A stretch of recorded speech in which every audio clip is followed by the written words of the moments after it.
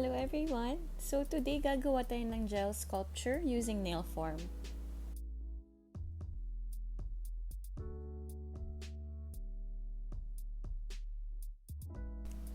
So pag magkakabit ako ng nail form, ang unang ginagawa ko is lagyan ng curve yung form. So gamit yung thumb ko, hahawakan ko yung left and right side and then imumove ko siya ng left and right. Tapos, I will also press yung middle area para mas madali ko siyang mabebend later pag ipapasok ko na siya dun sa kuko. Then, ready na siya ikabit sa nails. Pag nailagay nyo na yung form, make sure na wala siyang space, wala siyang gap between the nail and the nail form kasi pwede siyang pasukan ng gel, tapos pwedeng doon mag-start yung lifting ng nails mo. Also, pwede kang magkaroon ng uneven application. So, wag natin kalimutan na bago tayo mag-start with the extensions, make sure nakapag-prep na kayo. So, cleaning, buffing, dehydrator, and primer.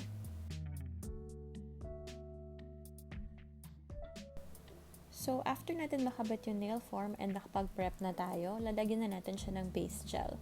So, usually, si base gel is clear. And nilalagay ko siya para mas mag-adhere yung next layer natin, which is the colored layer. As you can see, lalagyan ko lang siya dun sa may nail part. Hindi ko muna siya i-extend. But if gusto mo siyang i-extend, go ahead. So, ang gagamitin kong gel ngayon is T3 gel from Kucho Pro. So, this one is a hard gel, kaya pwede natin siyang gamiting sculpture. So, hindi porket gel na nasa jar, pwede mo na siya gawing for extension. So, next is, I will grab a big ball and then ilalagay ko siya malapit sa cuticle area. But, hindi siya mismo nakapatong doon sa may skin. So, malapit siya sa cuticle area but hindi siya nakalagay mismo sa cuticle area. May konting space siya. Then, idadrag ko lang pababa yung gel gamit yung pinakadulo ng brush ko. Kasi kailangan pag maghahawak tayo ng gel, lalo na pag hard gel or yung mga thick gels, dapat very light lang yung pag-brush natin. For the cuticle area naman, pinipress ko lang dun siya lightly.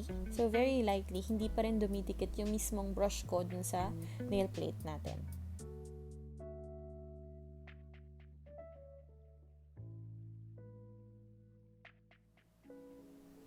So, kung nakikita nyo, yung pinakadulo lang talaga ng brush ko yung dumidikit dun sa gel.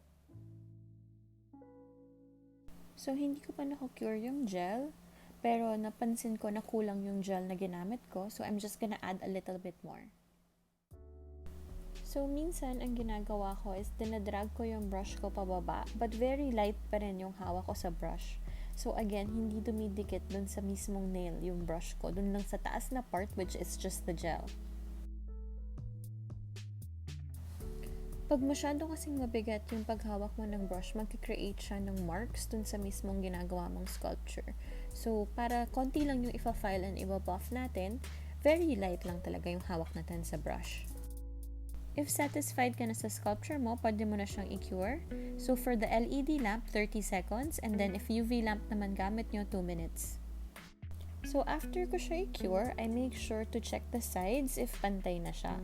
Or if masaya na ako dun sa apex area niya. So, the apex area is the strongest part of your nail. So, usually, andun siya kung saan mo nilagay yung extension mo. So, it is the thickest layer also of your nail extension. So, for me, hindi ako masyadong satisfied kasi medyo manipis pa rin yung gel ko. Kaya, I will add another layer. So, ngayon, ilalagay ko yung gel sa medyo gitna where I want my apex to be. Same pa din yung kailangan nyo gawin. Control nyo pa rin yung brush nyo. So, magaan pa rin dapat ang hawak natin sa brush.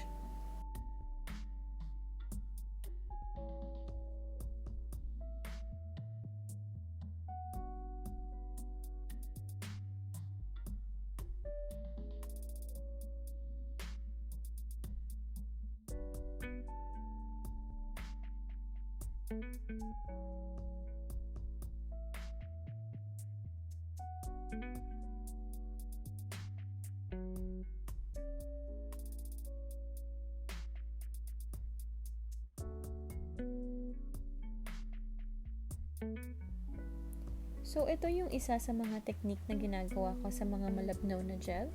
So, magaan na magaan akong kumukuha dun sa pinakataas or pinakababa ng gel. And then, idadrag ko siya pababa. Pero magaan na magaan lang. Pwede rin from left to right para lang pumunta dun yung direction kung nasan yung bulk ng gel nyo. So, ang technique para malaman nyo kung pantay yung gel application nyo is itatapat nyo siya sa ilaw. So, pag tinapat nyo siya sa ilaw tapos kitang-kita nyo sa kuko nyo na diretso yung ilaw, ibig sabihin pantay yung application nyo. Or if hindi naman diretso yung ilaw, basta walang kulubot yung linya na makikita nyo dun sa kuko nyo, ibig sabihin pantay yung application nyo.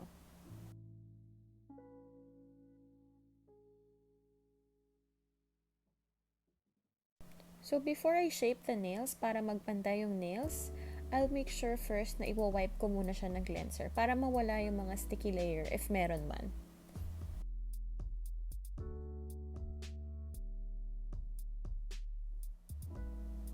And then, I will start shaping. So, this part is fast-forwarded na rin.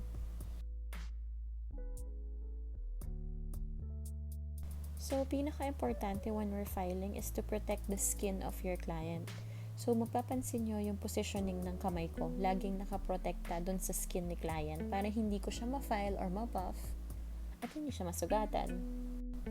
So, after filing and shaping the nails, I make sure na I check it again. So, sa harap and sa sides to make sure na okay yung thickness niya.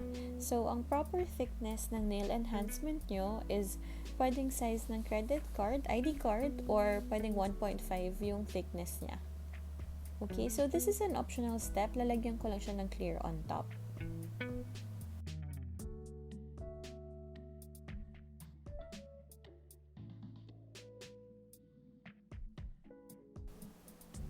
And then after that, I will cure again. So 30 seconds for LED and 2 minutes for UV lamp.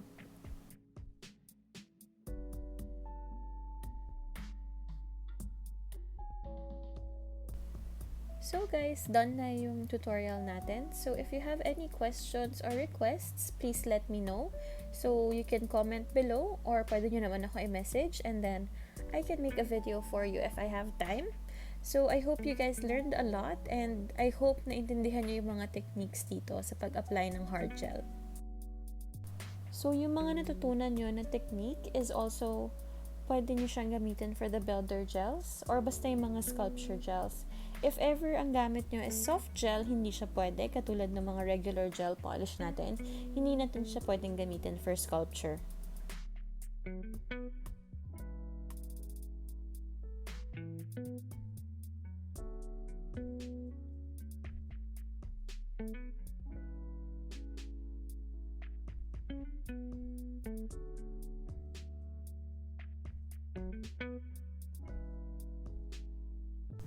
Thank you guys for watching. Bye-bye!